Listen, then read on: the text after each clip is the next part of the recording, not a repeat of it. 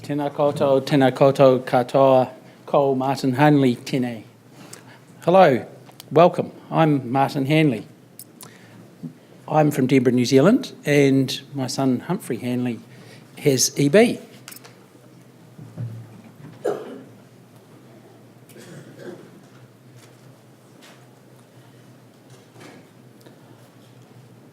I too had a little part of the presentation that was going to put New Zealand into context and talk about where we sit in the world and how our healthcare system works, all while showing you lovely scenery, because I wasn't clued up enough to get good graphs like Diana got this morning, but she did that so brilliantly. I'm going to skip that bit. Should go back on the little red arrow, yeah. I'm going to go back to this one. I suppose I should thank DEBRA International and Anna for inviting me to speak. Thank you, Anna. And I'd like to thank all of you people from DEBRA International for coming so far around the world. Now you know how far we have to go to get around the world. A key aspect of this map from 2009 of the DEBRAs of the world is that you'll see that DEBRA New Zealand was very early in the piece, a year after DEBRA UK, I think, maybe 2. And I just want to take a moment to acknowledge the extraordinary feat that was. Our founder, Gillian Hing, went to Australia because her brother had had a baby with EB. And Graham and Lynn are here today, and I thought Gillian was here somewhere. Is she missing in action? Oh, maybe I'll hold this bit back. We'll do this bit later. We need to do it when Gillian's in the room. Anyway, we're a long way away from everywhere else, and you can see that we were pretty early in getting founded. Okay. New Zealand. Scenery. DEBRA New Zealand. The things we do. One of the reasons that I think it's important to be talking yet again about the things that DEBRA New Zealand does is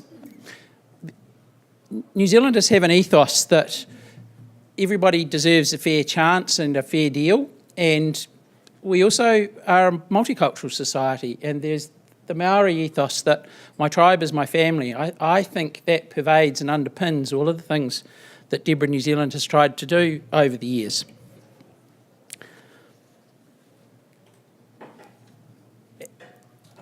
As I said, I have a son, Humphrey, who has recessive dystrophic EB. He was born 35 years ago to the doctors at the birth saying, "Oh, look at that, I've read about that," which are not words you want to hear at the birth. Yeah, well, I don't think he had completely read about that. He didn't have it absolutely right. And one of the things that happened next was 35 years ago, it wasn't always that fathers were allowed at the birth of children in New Zealand. We were a bit of a stick in the mud country about those kind of modern ideals. But again, as part of what I consider the Kiwi way, the entire medical team was prepared to listen to me as a young father when the next lot of nurses were changing yet another lot of wounds on Humphrey. And I was the only commonality between the shift changes. And so to be able to say from the bottom up, as the ignorant parent who knows nothing about medical things, Anna and I were studying architecture, that hang on a minute, I think you guys are doing something wrong. You should look that those are the bits that the last lot of helpful people have just caused. Oops, they went. And I think that underpins the entire ethos of Kiwi medical care with EB. The paediatrician very quickly dialed in an expert burns nurse that he knew, Hilda Dresner, who he said, Hilda's nearly ready to retire, but she used to run the burns ward at the hospital and she now works in community nursing. She'll know what to do. And the paediatrician tipped the entire medical care paradigm on its head, and Hilda Dresner led the care team for our Humphrey with us as parents and as helpers. And you have to remember that Anna, my real chosen field in life was design and architecture, but we soon ended up applying our design and architecture thinking to EB care, figuring out how you might do things that weren't in the textbook, and via Hilda and the team, we were very much a part of that care package, working out things that were not in any published guidelines, because remember the blue map that I showed you earlier, the DEBRA organisations were new, so there weren't clinical guidelines that went all around the world, and there wasn't the internet to Google things on. I had to get a friend who was a nursing student to smuggle me into the medical library at the hospital as if I was a medical student along with him, and we read our way through the books and looked at options and looked at issues. The techniques that we kind of pioneered with Hilda with the number 11 scalpel blades, as a parent of somebody with severe EB, I don't go anywhere without at least a couple of number 11 scalpel blades, because they're my sterile probes for sticking skin back on if it's been delaminated in an accident, and they're the tool of choice for popping blisters in ways that they don't refill. And in those days, the care guidelines didn't recommend popping blisters, but it's pretty obvious to anybody with any sort of design talent that blisters that are refilling inside a newborn's nappies are going to need to be popped. Okay, so with Hilda, we got to remember, Anna and I got to remembering our high school biology and osmosis lessons, and started thinking about, there's my number 11 scalpel blades for those of you who couldn't see them before. We started thinking about how if bath time was comfortable and go back. I was being discreet and not leaving Humphrey on screen in the bath as literally forever. He's not going to forgive me for that.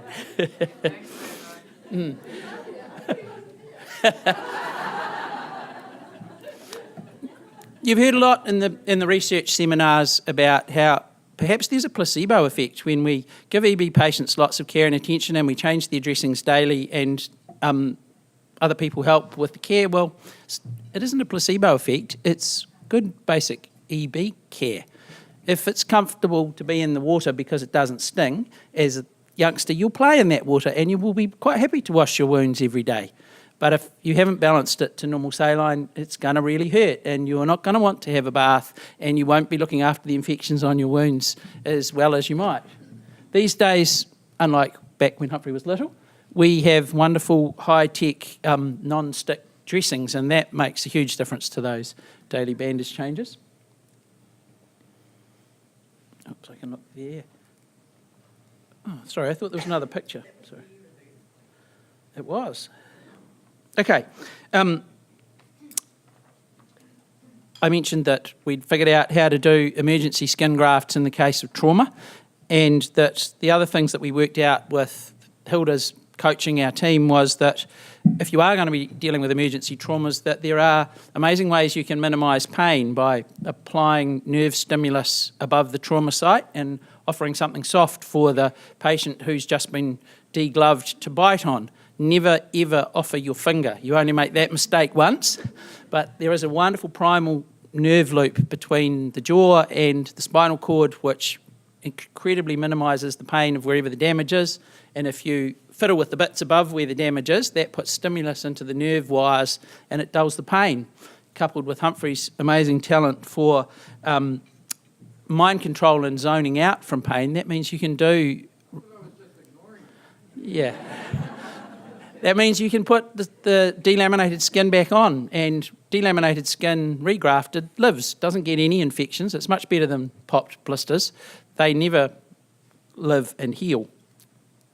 Anyway, enough of our clever little tricks that we worked out together with our medical team led by Hilda. One of the key and most important things, I think, in the whole package is what we learned with this guy, David Epstein. Back in those days, he liked to be known as Epi, and he was introduced to our care team from the bottom up. I think it was actually Auntie Rona who found Epi in the literature. Am I right, Rona? Yeah. But again, our medical team was open to ideas of people who don't know anything about EB, but they may be able to contribute. His narrative therapy ideas involved anecdotes of how other people with other conditions had managed to minimise the impact of those conditions on children with a chronic health problem. And this is the big low-tech innovation that I think the researchers that you've heard from for days are doing wonderful things, but they're absolutely wrong that there's nothing you can do to change EB.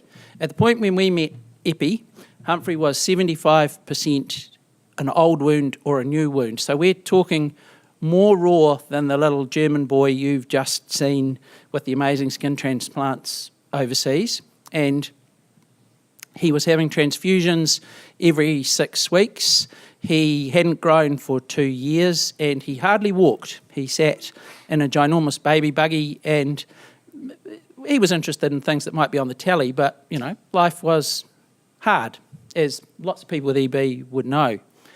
Epi's idea was that perhaps you could deprive EB of its hold on the member of your family if you stopped talking about it, if you kind of began to think of it as something separate from the person. And this illustration is actually borrowed from the literature. It's a drawing by a French girl who has EB. In rethinking and reframing, one of the loops that we had done wrong as the best parents in the world who had learnt all those blister popping bandaging techniques, developed them with the nurse, was that we were involved in the care. Sounds really not like a bad idea, you know, you care for your child, but it's the fatal flaw in the whole equation. The growing human psyche needs parents to nurture the well person. If I gained a chronic medical problem now, I'm already me. You know, probably have got a chronic medical problem, who knows? Bad eyesight. Anyway, we're already us. But if you are a newborn and you are coming into the world with a problem that your parents are amazingly supportive of and extremely helpful of and involved in totally, that growing human responds to that care and attention, and they manifest more of what mum and dad are interested in. Even now, when he's well, a bandage change for Humphrey takes 3.5 to 4 hours. So do the maths. Anna and I were helping with his bandage changes. That's 2 lots of 4 hours. That's 8 hours of parental attention a day to EB. I don't think we played with him for the other 8 hours of the day, so that the equation is all wrong.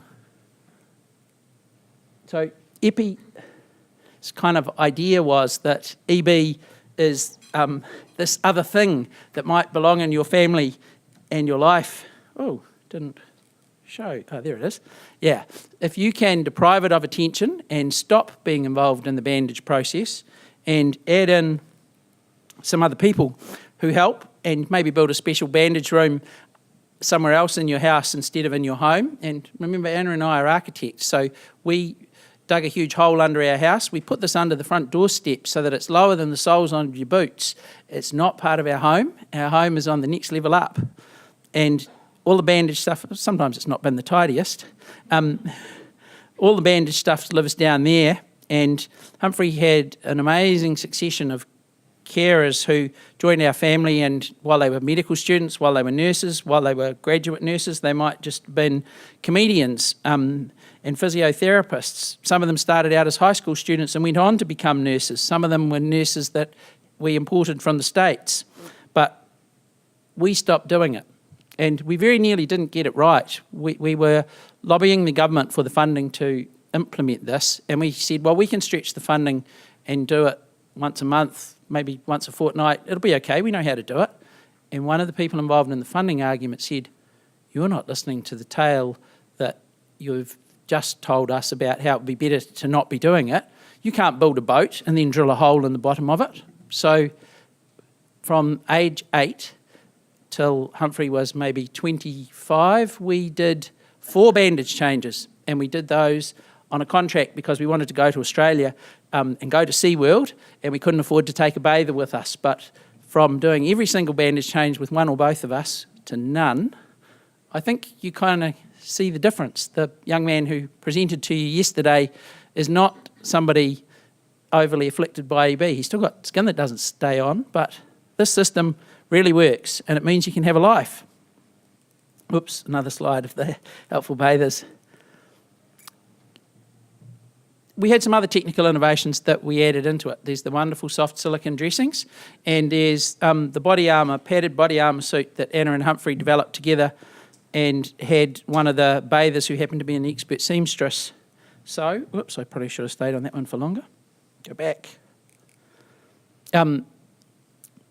Remember, Humphrey's totally comfortable because the water doesn't hurt, the dressings don't stick. He'll change this every day, and that means EB's having way less of an impact on his life. But his normal care equals what the researchers were telling you was the placebo effect. It isn't. It's just better EB care.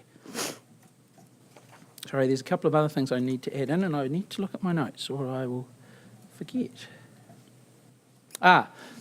Key also in the equation was that all the skin repair going on, the data from the burns wards were if you were 50% burnt, you needed to eat 200% of the diet. If you were 25% burnt, you needed to have 150% of the diet. So we just went, oh, you've got EB, 200% of the diet. And Humphrey would glug soy-enriched Ensure Plus drinks on every second hour. We joked that some patients overseas who were not as mobile as Humphrey had gastrostomies, but he had a dadostomy. I was the boss who said he had to drink it. We also decided that heaps of water would be good. And we were thinking about the problems with constipation and bowel movements, so we introduced the water, but we soon found a novel side effect, that something weird happened when you have to drink 3 pints of water a day and you're only 8 years old. You don't blister quite as much. So even though 8-year-old Humphrey was very keen to tip some of the water in the pot plants, he couldn't fool us, because whenever he skipped on the required amounts of water that weren't drunk under supervision, he blistered more. And nobody's ever to this day been able to explain exactly what causes that, but there is a slight supposition amongst his medical team that super swollen cells, because you're drinking far too much water, are a little bit plumper, and that maybe changes the skin adhesion. But Humphrey still has that as a reserve fallback strategy for if he wants to do something where he's a little bit tougher. I talked about the funding for the carers, and I talked about the funding for the bandages. We were not granted that as of right. We actually had to change government policy so that that could happen for all of New Zealand. And we couldn't have done that without the official umbrella of DEBRA New Zealand existing, and she has now joined us in the room. I would like to say a big thank you to Gillian Hing for founding DEBRA. Martin and Anna were the political arm that changed the government structure, but we couldn't have done it if DEBRA didn't exist, because 2 and a bit years before Humphrey was born, Gillian had gone to Australia when Graham and Lynn had had Shelley, and she'd seen how hard it was to have EB, and I still don't know how she did it, but I think it's amazing. She came back to New Zealand thinking about what her brother and sister-in-law were going through and thought, there must be Kiwis who've got that. I think we could help. And I just think that's amazing that she was so keen to help other people. She doesn't, I mean, her brother's kid has it, and they're in Australia, and she decides to set up DEBRA New Zealand in the early 1980s. And we were just blessed with the ethos that group that she founded. She said, we're not all going to get on, we're not all going to be the same sorts of people, but we're going to be a family, because everybody involved in this family has EB. And I'd like, this moment has been decades in the making, but please could everybody in the room stand and give Gillian a standing ovation for being so generously minded.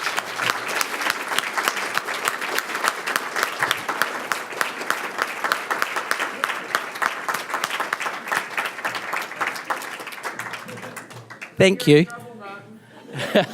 I could be, but, you know, I just think that's gobsmackingly generous. And Anna and I wouldn't have been able to make all the things happen that DEBRA's been able to do if it weren't for Gillian. We didn't get a choice. EB joined our family. Okay. But we needed to say thank you. It's very appreciated. We also need to say a big thank you to Neville. He got kind of cornered by us by being Anna's brother-in-law. He's been just about as long a servant for DEBRA too, but sorry, Nev, you don't get a standing ovation. We modelled the idea of the DEBRA nurses on what the UK was doing, and we ran a pilot program where DEBRA fundraised for it. We also extended out those ideas of the bandage rooms that Humphrey's House has to, these are some of the ones that they're a bit tidier than ours. And with bandages paid for helpers paid for, there's no aversion to risk for us as parents. We're not going to be $500 down in the bandage front if Humphrey does something reckless on a Saturday. And that kind of led us to straying into, maybe Humphrey wanted to do reckless things, but that kind of led us to straying into running adventure camps for people with EB, where all of those wonderful helpers that we trained in our bandage room, Kiwis and people from overseas, would come to New Zealand and do things that they might never have imagined were possible. As Humphrey says, no hands, no excuses.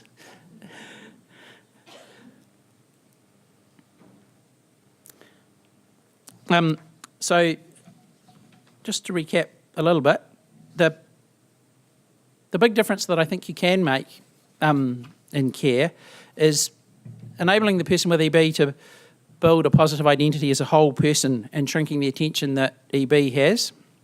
Consolidate that identity by not having the parents as carers ever, even though they can help in emergencies, and consolidating it further if you've got severe EB by building a separate treatment room that's not part of your house and your daily home. That's still the way Humphrey lives. He lives 2 doors up the road from us. The problem lives at our place. That's where the bandage supplies are delivered to. That's where the wonderful helpers who are sitting at the back of the room come to work every morning, and so does Humphrey. Yeah, the problem's where Martin lives, right. Okay, yeah, I got that.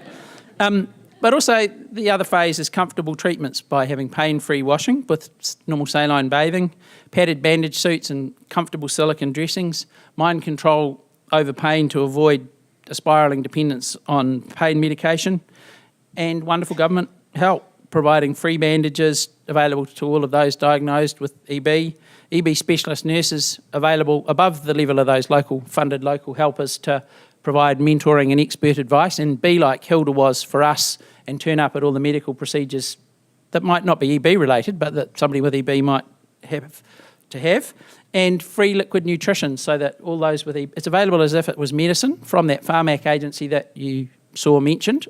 It's not available if you don't have EB. We had to do another lobbying campaign to make that possible, but that means they can repair skin, have enough energy to do stuff, and have a nice quality of life. Although EB sucks, I think Kiwis with EB are actually quite lucky people. Thank you for coming.